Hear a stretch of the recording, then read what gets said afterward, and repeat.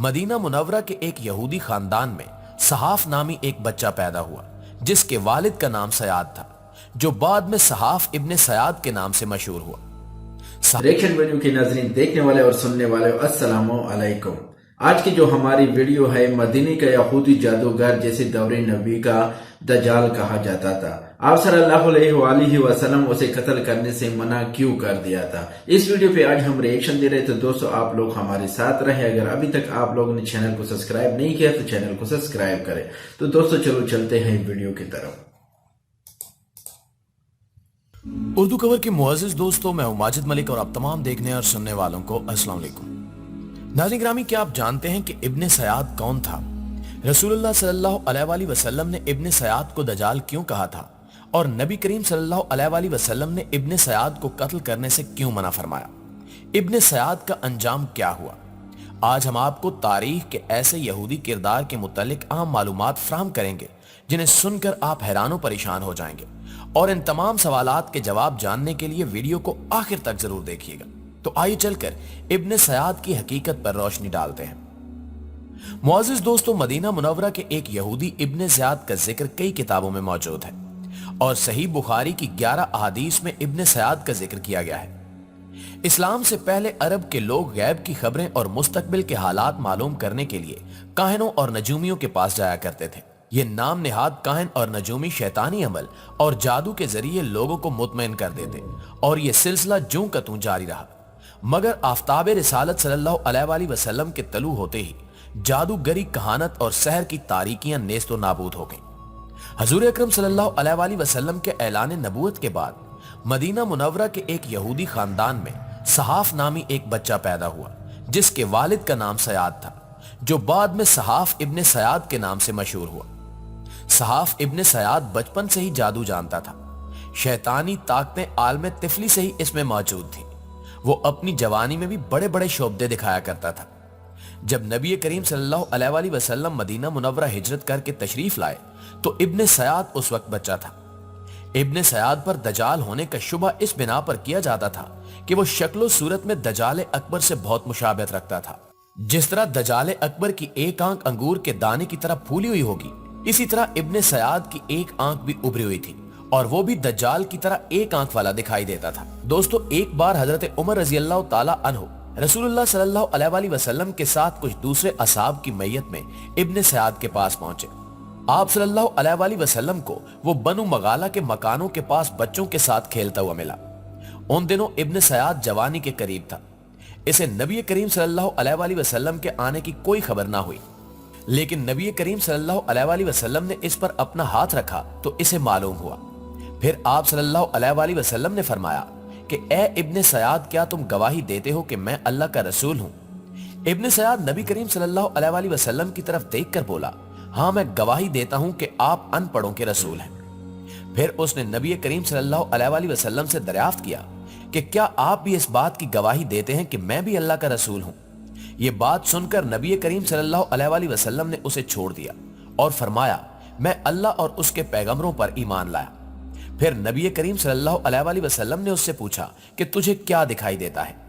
इब्ने सयाद बोला कि मेरे पास सच्ची और झूठी दोनों खबरें आती हैं। तो नबी करीम सल्लल्लाहु अलैहि वसल्लम ने फरमाया, फिर तो तेरा सारा काम गडमड हो गया। तो इसके बाद नबी करीम सल्लल्लाहु अलैहि वसल्लम ने फरमाया, अच्छा, मैंने एक बात दिल में रखी है, वो बतला।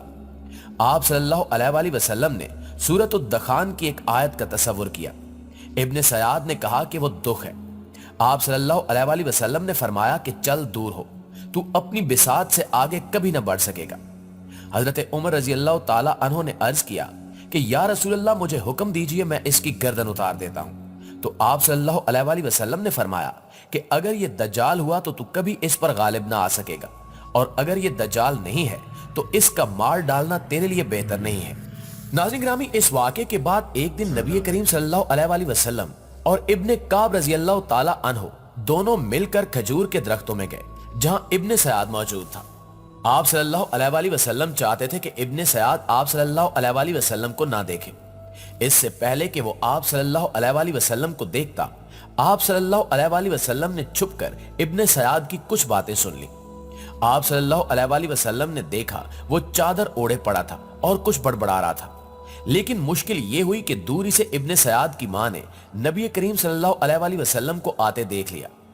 आप सल्लल्लाहु अलैहि वसल्लम खजूर के तनों में छुपे हुए थे कि सयाद की मां ने उसे मुखातिब करके कहा, सहाफ देखो, मोहम्मद आन पहुंचे।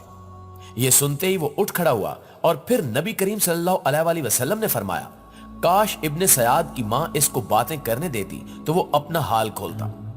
नबी करीम सल्लल्लाहु अलैहि वसल्लम ने एक दफा फिर इब्ने सयाद से दरियाफ्त फरमाया कि तुझ पर क्या बिशारतें आती हैं। तो उसने जवाब दिया कि मैं देखता हूं कि अर्श पानी पर खड़ा है। तो नबी करीम सल्लल्लाहु अलैहि वसल्लम ने फरमाया कि तू अर्श इब्लीस को पानी पर देखता होगा, क्योंकि इब्लीस अपना तख्त पानी पर बिछाकर अपने चेलों को लोगों के पास फितना अंगेजी के लिए भेजता है। हजरत अबू सईद रजी अल्लाह ताला अन्हु फरमाते हैं कि एक मर्तबा इब्ने सयाद के सामने दज्जाल का जिक्र आया तो मैंने उसे अजराह मजाक कहा, तेरा बुरा हो, क्या तू दज्जाल होना पसंद करता है?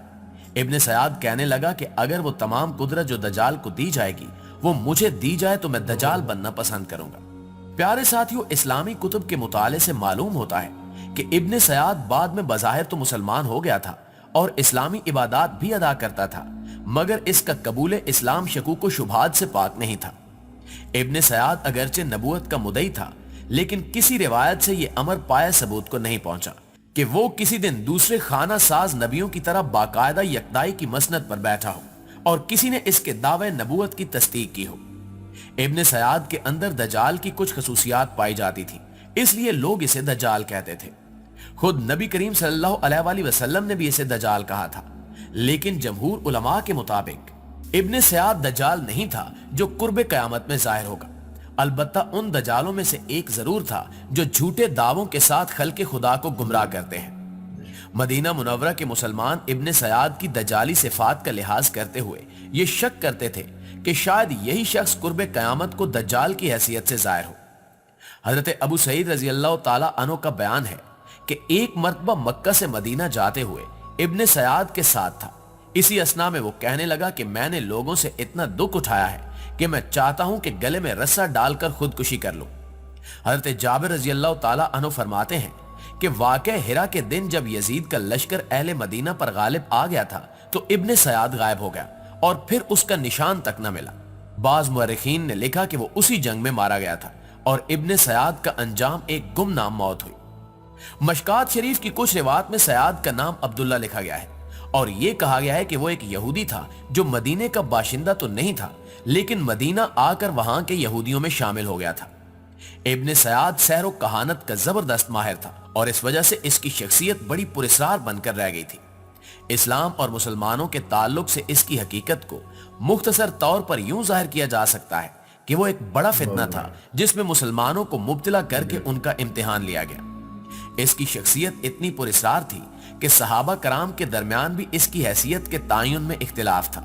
बहरहाल इब्ने सयाद का असल मकसद फितना व फसाद फैलाना और लोगों को गुमराह करना